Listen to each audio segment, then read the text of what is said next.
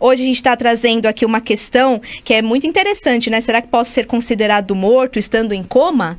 Que foi aí um artigo, uma coluna do Daniel Navas no portal UOL a respeito do coma. Agora, para quem está hospitalizado, qual que é a melhor maneira de lidar com essa situação, né, Elaine?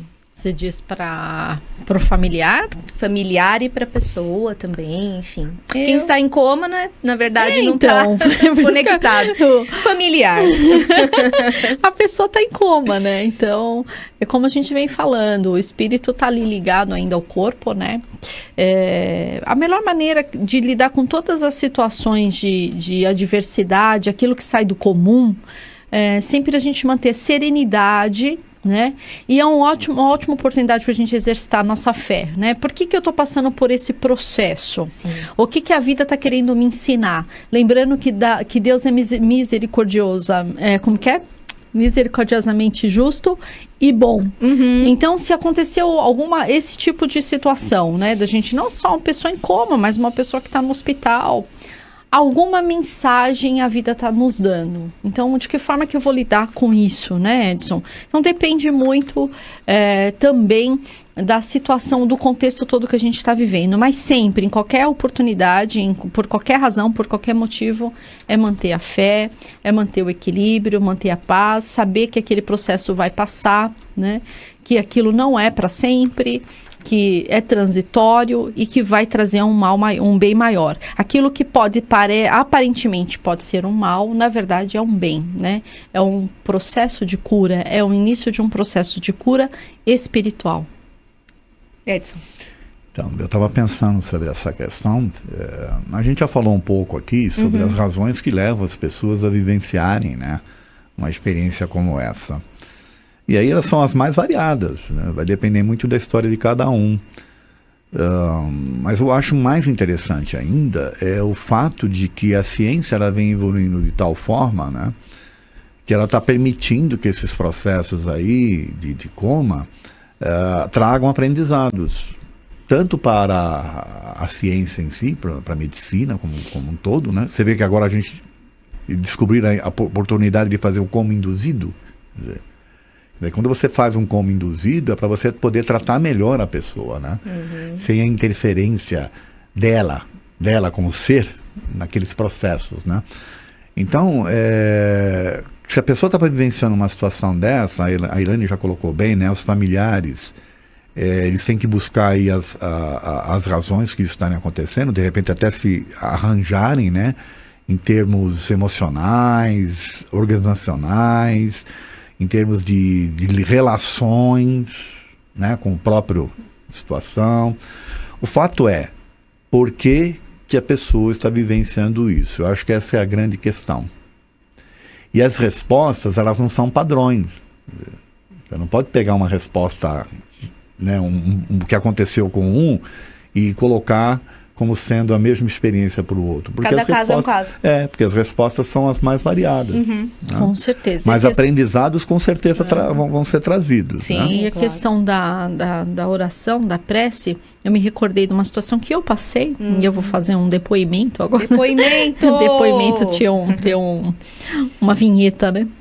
A gente tem de quarta-feira um sininho que elas trazem. Quando é testemunho, aí a gente toca o sininho. Então se sinta com o sininho. Tem um sininho tocando ao fundo. Eu tive dengue, né? Nesses surtos todos de dengue, isso há uns 5 anos atrás. E o meu caso foi muito grave, porque o vírus atacou o meu pulmão. Então evoluiu para uma pneumonite. E eu já com as renite, né, que eu tenho e tudo mais, me atacou realmente. E eu fiquei internada mais de uma semana, né, no hospital. E até ia para UTI. A médica tinha falado, se você não progredir um pouquinho, não melhorar um pouquinho, você vai para UTI amanhã. E eu senti muito medo. Então uma noite eu estava no hospital, essa noite eu estava sozinha. E eu estava me sentindo muito mal, né, com falta de ar e tudo. E sentindo muito medo. Senti medo, realmente foi a primeira vez que eu senti medo de morrer, né? Que eu senti que era possível, o meu desencarne seria possível na situação de saúde que eu estava, porque eu não respirava e começa a te dar um mal-estar, você vê que desespero, Não, e a né? equipe médica estava perdida, eu sentia que estava perdida. E tinha ido um enfermeiro fazer um exame em mim, e eu senti ele tão apavorado, que eu falei, acho que eu tô pior do que... E eu fiquei com medo. Eu liguei pro meu pai, né, e minha mãe estava com dengue também, olha que coisa, né? Nós pegamos juntas, inclusive, numa viagem que nós fizemos. Minha mãe também com dengue, e falei pro meu pai, eu falei, eu estou com medo, né? E meu pai falou assim, filha, vamos rezar junto? Vamos fazer uma oração? E meu pai começou a rezar comigo por telefone. Poxa. Né?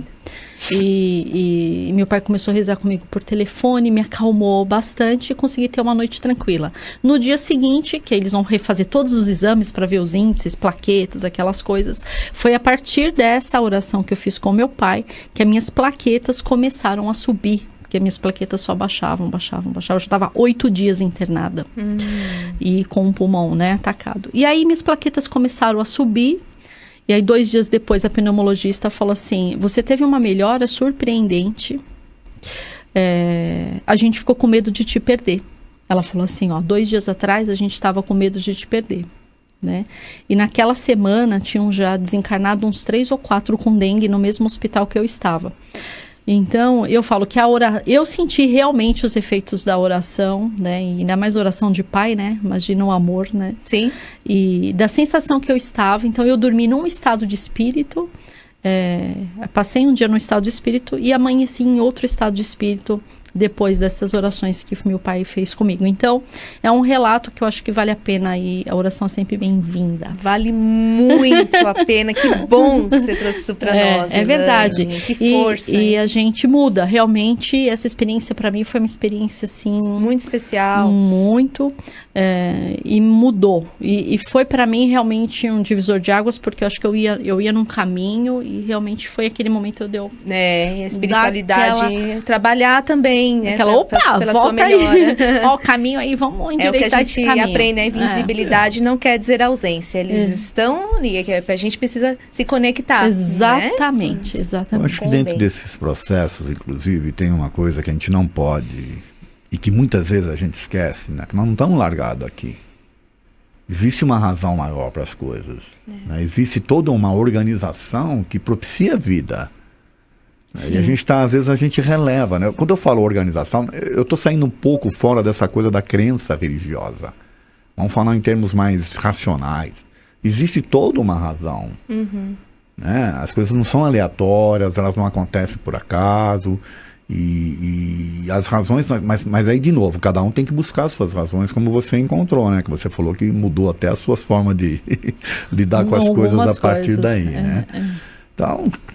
É isso, a gente tem que acreditar, não estamos largados aqui. Acreditar. Nós tivemos uma participação de uma ouvinte que ela disse que... que a mãe dela, né, que fala que teve em coma e fala, né, tomar cuidado com o que você fala. Porque às vezes no dia a dia, no desgaste, a gente... nem sei o que eu tô fazendo aqui. Por que Deus me mantém aqui ainda? Eu não tenho mais nenhum propósito de vida, não sei o que tal. A gente tem esses pensamentos, né? Mas na hora que a gente vê essa possibilidade diante de você, você fala, opa, tenho tanta coisa para fazer ainda, peraí, não quero ir embora agora não, né?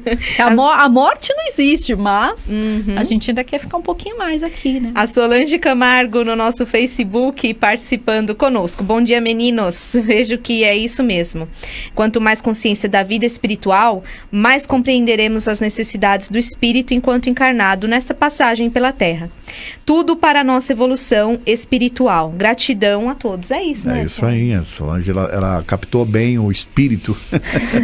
Espírito, no bom sentido, né? Do que a gente está falando aqui no programa. Né? Exatamente isso. O Carlos Henrique, fiquei em coma por 2 semanas. Nesse período fui acompanhado por um ser de luz todo o tempo. Não tinha noção do tempo.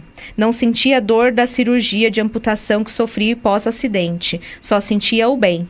Até que um dado momento, este ser me disse, é chegada a hora de você decidir, quer ir comigo ou voltar? Você tem uma missão ainda a cumprir, tinha 19 anos. Resolvi ir, quero voltar. Sou novo ainda. Acordei imediatamente na UTI, todo entubado. Isso faz 36 anos. Puxa. Sou um espírita firme na fé desde que voltei. Olha que experiência linda. E ele falou duas coisas aí muito importantes, né? Ele tem aí uma EQM, né, Edson, que ele vem com esse relato, mas ele falou uma coisa que a gente não tocou no assunto ainda, que é com relação ao tempo, né? É uma fração de segundo para a pessoa que às vezes está em coma, parece que ela despertou, ela acabou de dormir e despertou, né? E às vezes passaram vários tempos. Tem essa questão da relatividade do tempo. O que são alguns dias em coma, né? Ou meses, ou diante da eternidade. Então no caso tudo dele... muito relativo. Então, olha que importante.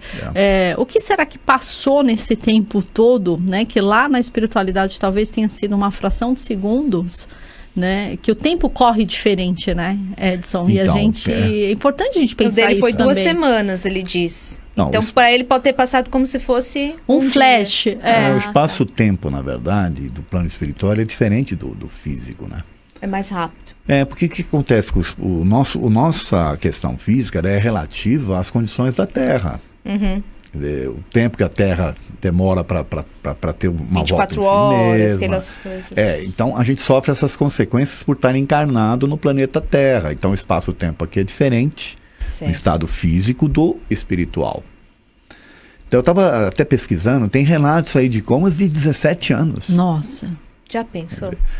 Então, olha, família. fisicamente falando, a pessoa em coma 17 anos, espiritualmente falando, talvez a experiência não seja de 17, seja muito menos, muito mais rápido, muito mais, sabe? Verdade.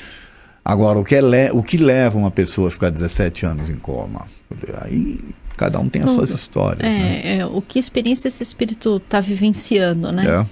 Será que ele está ali tá parado ou tá ativo? O que ele está fazendo?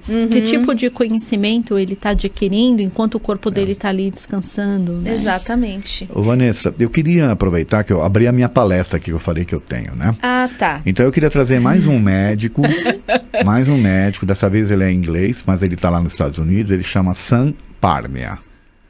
E ele, na verdade, ele tem um trabalho muito legal. É que eu não pude mais acompanhar, porque eu acompanhava ele de vez em quando, né? Nos canais aí. Ele tem um livro que chama O que Acontece Quando Morremos, que ele publicou em 2005. Tá.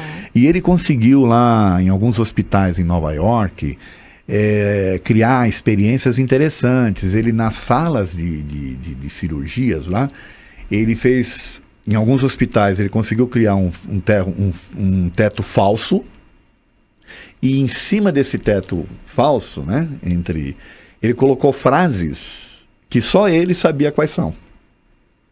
Qual era o objetivo dele, na verdade? Aliás, eu preciso retomar para ver se ele já teve algum relato. Qual era o objetivo dele? Que as pessoas não se dizem saindo do corpo, flutuando, Sim. antes de ir para o túnel de luz? A maioria fala isso, né? Então ele queria ver se alguém tivesse relatos das frases, de ler a frase que só ele, médico, escreveu. Legal. Entendeu? Bem legal. Se isso acontecer, quer dizer, ele vai ter a comprovação real, né, de que existe essa consciência pós-corpo, ou seja, ela não está afeta ao cérebro em si, né? É uma consciência que está à parte. Olha que interessante. É que eu não consegui mais acompanhar se ele já conseguiu ter esse tipo de retorno. Uma resposta, Mas olha o nível que está indo a coisa. Bem... Esse tipo de experiência que está sendo feita, né? Muito o interessante. nome do médico é Sam Parnia.